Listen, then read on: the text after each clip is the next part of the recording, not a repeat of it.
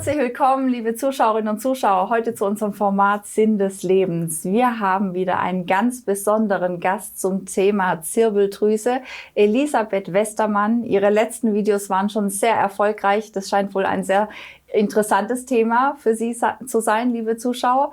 Und wir sprechen heute einfach nochmal über die Möglichkeiten der Aktivierung und dass man doch nochmal einen tieferen Einblick und vor allen Dingen die neuesten Erkenntnisse zu diesem doch sehr, sehr tollen Thema bekommt.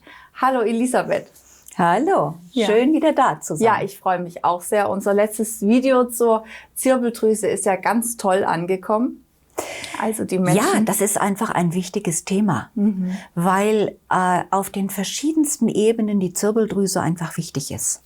Erstens mal an sich schon, weil sie ein Koordinator ist von allem, was so im Körper passiert, ähnlich wie der Atlasbereich. Deswegen passt das auch so gut zusammen. Das ist ja so der Hauptfokus, den ich vorher immer hatte, der Atlasbereich, der erste Halswirbel. Und zweitens eben, weil sie uns auch ermöglicht, uns wieder zu erinnern, dass wir selbstständig denkende und wahrnehmende Wesen sind. Das ist, glaube ich, ein ganz wichtiger Punkt in der heutigen Zeit. So ist es. Ja. Und das tut sie, indem sie sich verbindet. Ist das nicht interessant? Innerhalb des Körpers dass die verschiedenen Systeme wieder gut zusammenarbeiten, anstatt alle eigenbrötlerisch für sich zu arbeiten. Kennen wir das nicht auch von woanders her? Ja, ist ja jetzt auch die Zeit der Verbindungen schaffen. Sehr spannend, oder? Zusammenkommen. So, ja. Die Zirbeldrüse koordiniert diese Verbindung. Und letztes Mal habe ich erzählt, dass die Zirbeldrüse sich verbindet mit der Herzensintelligenz. Das Herz hat auch Nervenzellen. Und mit dem sogenannten Dantien. Und dabei habe ich den Solarplexus außer Acht gelassen. Das unbewusste Gehirn. Weil dann, wenn du wirklich in die Selbstständigkeit im Denken und Fühlen kommen willst, also ich nenne das immer ein herzdurchfühltes Denken, dann brauchst du das Ahnen, was der Solarplexus dir dazu gibt. Das wäre dieses Bauchgefühl? Das Bauchgefühl. Ne? Ja. So diese drei Aspekte. Und dann gibt's eben dieses Lichtorgan im Unterbauch, was ich immer wieder sehen darf, so hellsichtig wie ich bin in solchen Bereichen, wo das Männliche und das Weibliche anfangen, sich zu vereinen. Ja? Man sieht das ja auch in der Welt teilweise an diesen Bestrebungen zu sehen, wie ist denn Weibliches und Männliches im Miteinander. Da sind noch sicherlich einige Dinge offen, wo man wirklich noch mal anders hingucken könnte. Aber dieses Gefühl, es geht darum, dass die beiden Geschlechter wieder zusammenkommen. Auf harmonische Weise und auf gleicher Augenhöhe. Wie kann denn das passieren? Indem es erstmal in uns passiert. Also, dass wir in uns das männliche und weibliche Prinzip in Einklang bringen. So ist es. Ja? Und auch da ist die Zirbeldrüse eine führende Kraft. Und da gibt's eben ganz verschiedene Aspekte. Ich habe auch ein kleines Video mitgebracht, eine Erfahrung von einer Klientin von mir, die da erzählt, was sie erlebt hat nach der Behandlung der Zirbeldrüse. Und da kann man das auch sehen, dass sie einfach mehr in ihre Mitte gekommen ist und auch gleichzeitig wieder mehr in ihre Intuition. Dann schauen wir uns das Video direkt mal an, liebe Zuschauerin. Als die Lydia für mich gesungen hat, wusste ich erst nicht, was ich sagen sollte. Doch dann habe ich gemerkt, dass es sehr entspannend war und seitdem kann ich mich auch viel besser konzentrieren und habe jetzt auch viel bessere Noten in der Schule.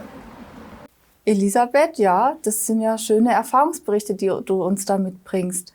Und wie hast du mit ihr gearbeitet? Wie ist es abgelaufen? Ja, es gibt also verschiedene Aspekte, wie man da arbeiten kann. Es ist natürlich nicht damit getan, dass man einfach einmal einen Klangcode singt und dann ist das Ding gegessen. Weil die Zirbeldrüse ist wirklich in einem degenerativen Zustand bei uns allen. Und sie braucht die Unterstützung, damit sie wieder in die volle Funktion kommen kann. Und da reicht nicht eine Behandlung. Aber man könnte eine Behandlung als Initiationszündung sozusagen haben. Dann kann man entweder von dem Menschen, der einen behandelt hat, weitere Behandlungen bekommen, oder man kann sich herunterladen von meiner Website ein Selbstbehandlungspaket mit Videos und Audios und Noten und allem, sodass man mit sich selbst arbeiten kann für eine gewisse Zeit, weil es braucht einige Behandlungen, damit das Ganze dann wirklich tief wirken kann und die Erlösung auch geschieht, die man sich wünscht.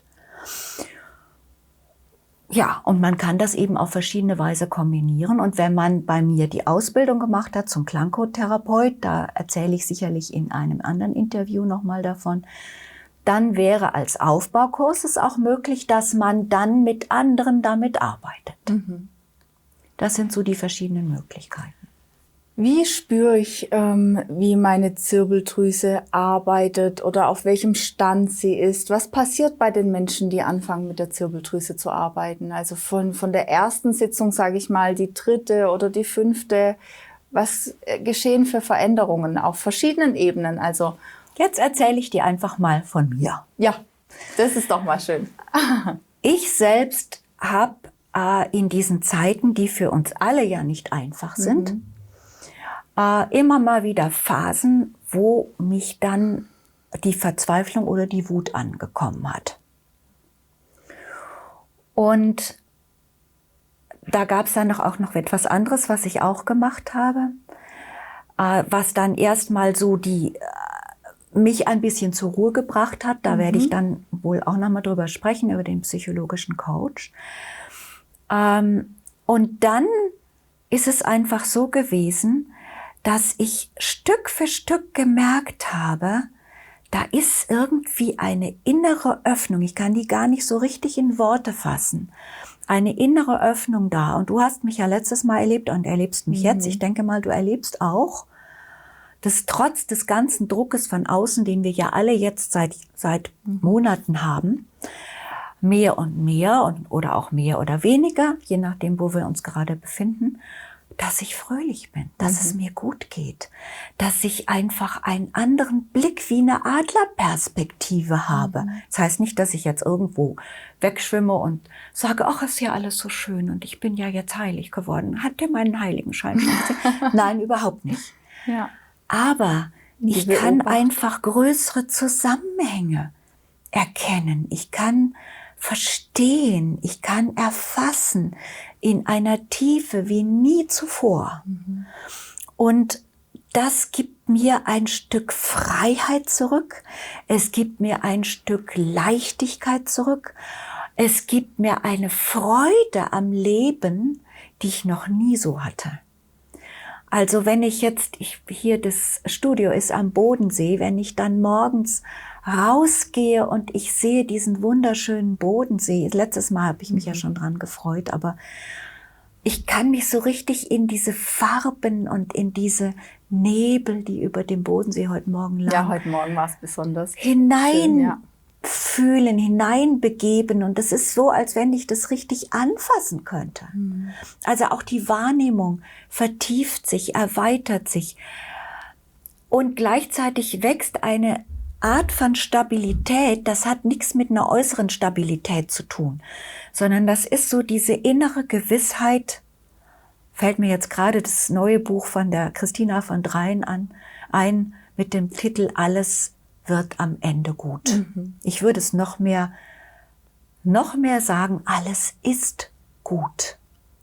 Weil alles ist in einer Führung. Wir werden Schritt für Schritt, jeder Einzelne auf einem ganz eigenen Weg wird Schritt für Schritt geführt in ein neues Wahrnehmen, in ein neues Bewusstsein, in ein neues selbstständiges Denken, wenn wir uns denn von diesen höheren Kräften führen lassen.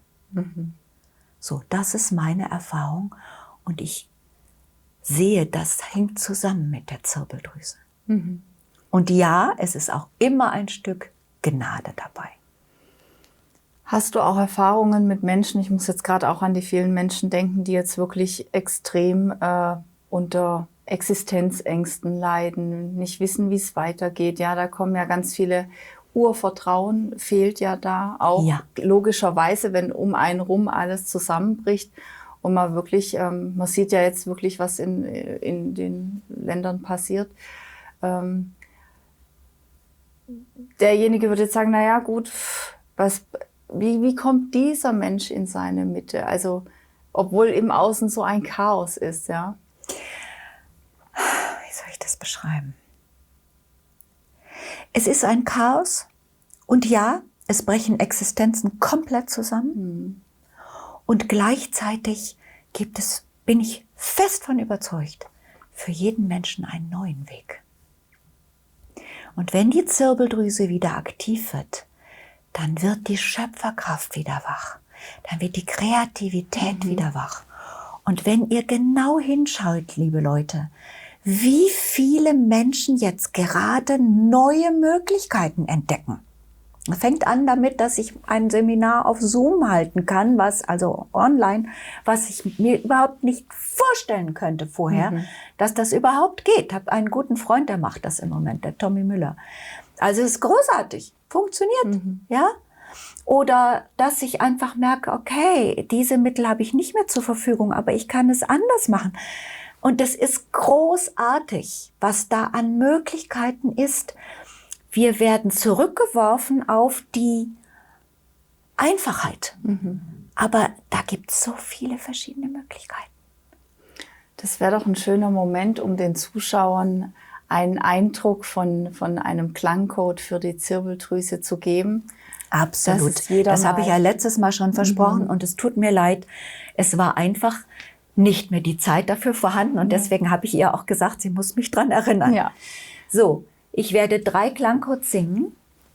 Einmal den, der die Zirbeldrüse aus dieser Verknöcherung ein Stück weit rausholt. Und es kann sein, dass ihr das dann auch spürt, direkt spürt. Ihr könnt ja auch dieses Video immer mal wieder hören, oder zumindest diesen Teil. Dann habt ihr schon einen Teil davon. Das andere ist die Befreiung des Herzens. Das sind die 2 allerwesentlichsten Faktoren. Das Ganze ist natürlich komplexer. Aber dann habt ihr schon mal einen Punkt. Und dann gibt es einen Abschlusscode, der dann Unterstützung gibt, dass das Ganze auch weiterwirkt in euren Systemen. Also, einfach die Augen schließen, zu sehen gibt's nichts. Ich schließe auch die Augen. Genau. Ja. Und einfach erleben.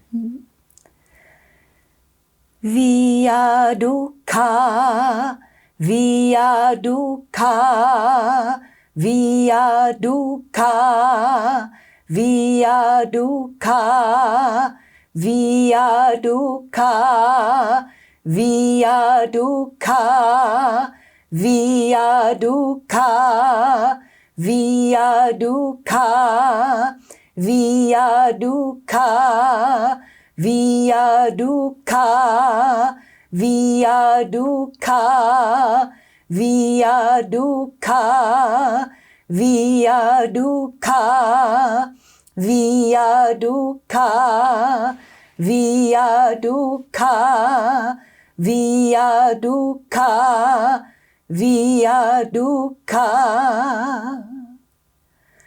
Ayaya, ayaya, ayaya, ayaya, ayaya, ayaya, ayaya, ayaya,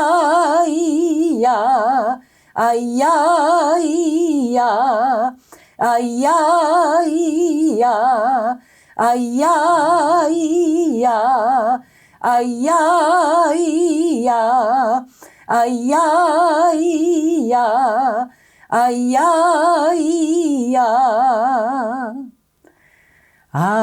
Ayom, ayom, ayom, ayom,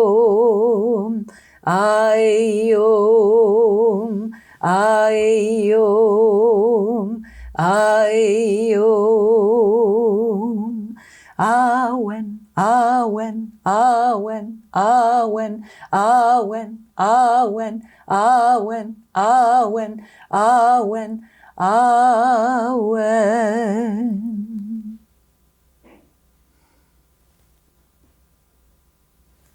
Schön. Haben wir noch Zeit für deine Erfahrung? Du hast ja die Behandlung bekommen. Stimmt. Was hat sich bei dir da getan, so spontan? Ja, du hast mich ja eben auch über Zoom haben wir es gemacht, ja. Wobei ich natürlich jetzt auch gleichzeitig eben meine Fastenkur begonnen habe, war das danach? Gell?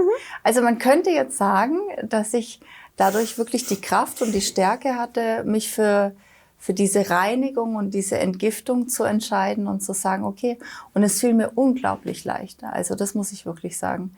Aufzuhören mit dem Essen, wirklich diese ganzen Reinigungsprozesse. Ich habe ja auch immer dann noch für die Kinder gekocht und es hat mir nichts ausgemacht. Und ich habe noch nie in meinem Leben gefastet und dachte, um Gottes Willen, das wird eine Challenge, vor allen Dingen, wenn du immer noch kochen musst und so.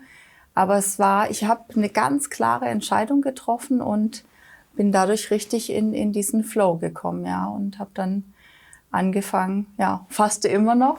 Ja, guckt sie euch an. Ich meine, es ist doch erstaunlich, dass sie überhaupt das noch durchhält, jetzt hier voll zu arbeiten und reines Wasser fasten. Ja, enorm. Ich muss aber zugeben, in den ersten Tagen hatte ich starke Entgiftungsprozesse. Das ist normal. Ja, also das war schon nicht ohne, aber trotzdem durchgezogen, ja. Trotz, dass es wirklich mit Schmerzen und Gliederschmerzen und Kopfschmerzen und gewusst, nee, ich möchte jetzt diese Reinigung vornehmen, ja. Also da muss ich ganz klar sagen, so wie du beschrieben hast, in die Mitte kommen, klar werden, klare Entscheidungen treffen, Selbstermächtigung, ja. Also das kann ich da wirklich bestätigen. Und diese Klangcodes gehören auch zu dem ganzen Paket dann dazu, um das nochmal zu unterstützen auch, damit das wach werden kann. Ja, schön. Für jemand, der sich jetzt mit der Zirbeldrüse noch nie beschäftigt hat und jetzt vielleicht sagt, naja, das ist ja jetzt alles Quatsch oder Humbug oder wie auch immer, oder was soll denn mit der verkümmert sein? Vielleicht, dass du dazu noch mal was sagst. Was bedeutet das klar, ich kenne jetzt natürlich durch unsere Interviews dieses Thema Verkalkung und diese Geschichten und du hast mir auch schon gesagt, dass diese Verkalkung eben auch dadurch aufgelöst werden kann. Aber dass du nochmal die Zirbeldrüse an sich nochmal beschreibst und unter welchen, sage ich mal, Anschlägen die gelitten hat die letzten Jahrzehnte. Und, ja. Die Zirbeldrüse ist halt bei einem kleinen Kind noch gut entwickelt normalerweise und bildet sich dann ein Stück weit zurück. Ein Teil davon war bisher wohl auch ein gesunder Prozess. Aber aufgrund der Belastungen, die durch die Umwelt kommen, ist es besonders eklatant geworden. Das fängt an mit dem Fluorid, was also alternativmedizinisch gesehen zumindest auch untersucht worden ist, dass es eine Wirkung auf die Zirbeldrüse hat, eine herunterfahrende. Dann geht's mit den ganzen Pestiziden, die Stichwort Glyphosat unter anderem, mit den Schadstoffen, die einfach natürlicherweise schon in der Luft sind, ja, im Wasser und so weiter und so fort.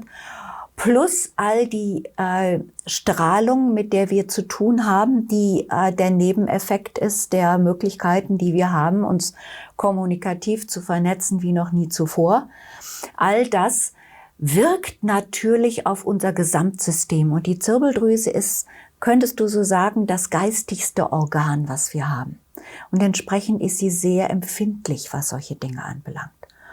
Und dann schützt der Körper sie. Das ist mein Gefühl durch diese Schicht. Ich meine, ich bin wirklich kein Arzt und es kann durchaus sein, dass die Ärzte sich jetzt die Haare raufen, wenn sie jetzt sowas hören. Ja, einige.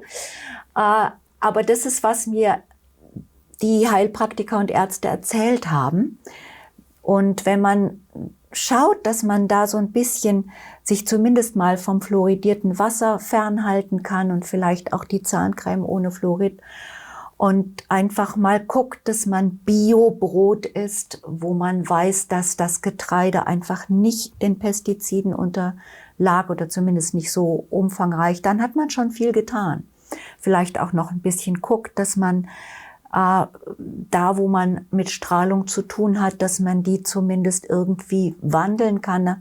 Auch das ist ja etwas, was einfach in der Welt jetzt immer mehr rauskommt. Immer mehr Menschen forschen da, wie man einfach die Kräfte wandeln kann. Und auch da gibt es übrigens Klangcodes für, dass diese Handytürme, die ja auch etwas Wesenhaftes haben, klingt sehr verrückt, aber es gibt ja nichts, was nicht Lebenskraft hat, dass die einfach anders agieren und interagieren mit uns, sodass sie nicht noch eine störende Energie mit in unser System reingeben, sondern einfach eine Energie, die uns hilft, miteinander gut zu kommunizieren. Das sind alles so Dinge, wo man hingucken kann. Und da findet man auf meiner Website übrigens auch so ein paar Helferlein, auch für kleines Geld, für die Menschen, die jetzt eben nicht mehr so ein großes Budget haben. Das ist wirklich etwas, was sich jeder leisten kann. Man muss allerdings dann auch ein bisschen was selber tun, was man bei den anderen Systemen manchmal nicht muss. Mhm. Wenn man sich jetzt über Klangcodes an sich informieren möchte, gibt es da Informationsquellen oder? Ja, ich habe eine Website, die heißt DAO, wie das Tao, nur mit d-tha.com. Da findet man eine ganze Menge Information. Man kann auch Erfahrungen sammeln, indem man die kostenlosen Veranstaltungen, die dort angeboten werden, einfach mal besucht. Ich unterstütze jetzt einfach auch gerne die Systeme von Menschen und Tieren und der ganzen Welt in dieser Zeit. Habe jetzt auch in den Bodensee Klangcodes hineingegeben, als ich gestern da unten war. Und so. Deswegen sah der heute Morgen so schön aus. Vielleicht, ja, genau. Es gibt auch einen Kanal, einen Telegram-Kanal, da gibt's auch auf der Website so ein kleines Fähnchen, wo man einfach draufklicken kann, dann ist man automatisch auf meinem Telegram-Kanal, der heißt Codes of Joy. Jetzt, wo ich reise, werde ich den nicht jeden Tag bedienen, sonst mache ich das meistens schon. Mhm. Aber hier in der Schweiz ist für einen Deutschen das ein bisschen schwierig mit dem Internet. Gut, vielen Dank, dass du hier warst und ich freue mich auf weitere Interviews mit dir und es war ein wunderschöner Klangcode oder die 3 waren wunderschön. Vielen Dank auch dafür. Ganz gerne, von Herzen gerne. Bis bald. Ja.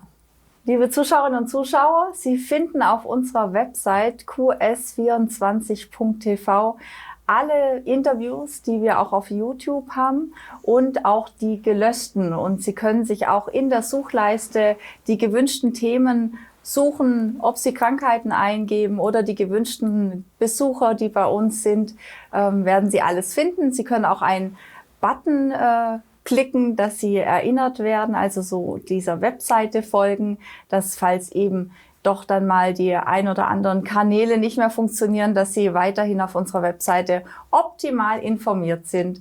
Und vielen Dank fürs Zuschauen. Bis bald. Tschüss.